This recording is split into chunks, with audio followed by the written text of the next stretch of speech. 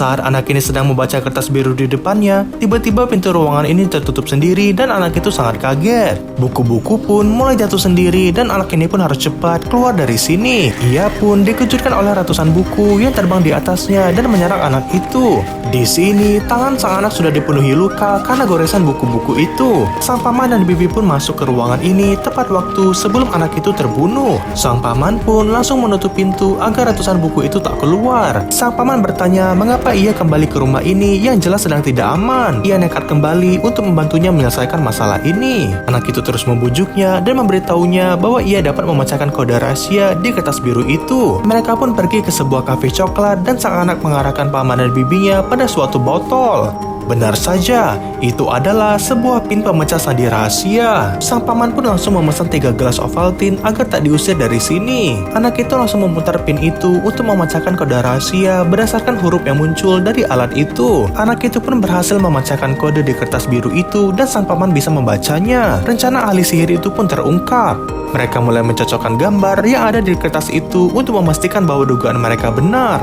Ternyata, kini mereka mengetahui bahwa kertas biru ini adalah sebuah rancangan untuk membuat sebuah jam kiamat. Dengan demikian, umur semua orang akan menjadi mundur dan hilang sampai sebelum tercipta di dunia. Jam itu akan mulai aktif pada malam gerhana bulan total yang tepatnya pada malam ini.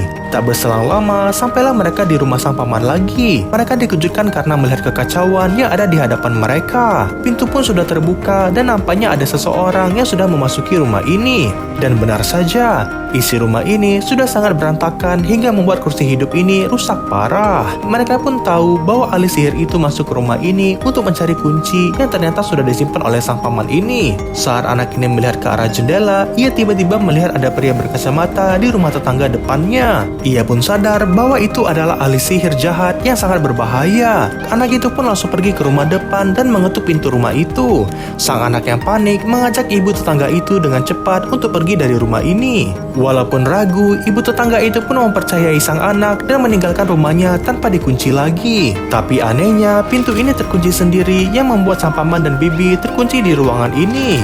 Dan disinilah semuanya baru masuk akal. Saat pintu depan digedor, ibu tetangga ini tanpa ragu hendak membukakan pintu itu. Terlihatlah seorang pria berkacamata yang kulitnya sangat pucat sekali. Inilah sosok ahli sihir penunggu rumah ini sebelumnya. Dan lebih mengejutkannya, sang ibu tetangga pun menatap anak itu dengan tajam dan mulai mendekatinya. Wajah ibu tetangga itu pun bergetar-getar dan rambut serta wajahnya mulai berubah. Ternyata itu adalah sosok istri dari ahli sihir itu dengan tikus peliharaannya. Bagaimanakah kelanjutannya?